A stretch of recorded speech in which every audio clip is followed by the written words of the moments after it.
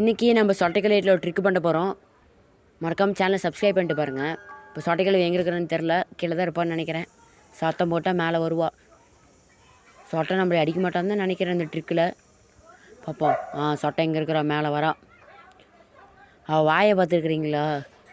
காட்டுற பாருங்க, பீடா வாய் பாருங்கள். ஸ்ப்ரே அடிச்சு விட்றோம், அடிச்சுட்டு கீழே விழுந்துடலாம்.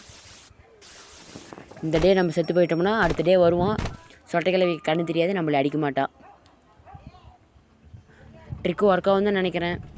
இதுக்கு முன்னாடி போட்ட வீடியோ நீங்கள் பார்க்கலையா? அந்த வீடியோ பாருங்கள். அதில் சொட்டைக்கிளையை நமக்கு ரிவெஞ்ச் எடுத்திருப்பா. அதனால் நம்ம திருப்பி சொட்டைக்கிளைக்கு ரிவெஞ்ச் எடுக்கிறோம்.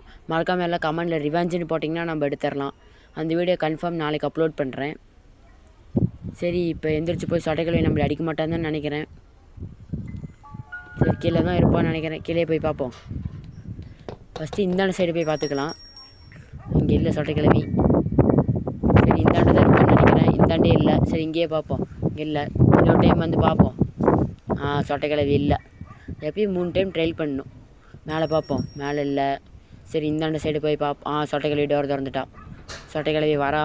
நம்மளை பார்த்துட்டு தான் வரா, அடிக்க மாட்டான்னு தான் நினைக்கிறேன். ஐயோ போச்சு, அடிச்சிட்டான்.